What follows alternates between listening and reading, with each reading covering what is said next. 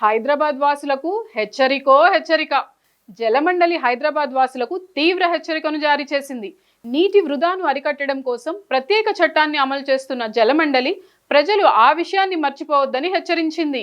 నీరు జీవనాన్ని ఇస్తుందని, అటువంటి నీటిని వృధా చేస్తే జరిమానాలు విధిస్తామని, కఠిన చర్యలు తీసుకుంటామంటూ వార్నింగ్ ఇచ్చింది.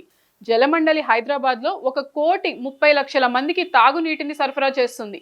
సుదూర ప్రాంతాల నుంచి పైప్లైన్ల ద్వారా నీటిని తెచ్చి శుద్ధి చేసి హైదరాబాద్ నగర వాసుల దాహార్తిని తీరుస్తోంది.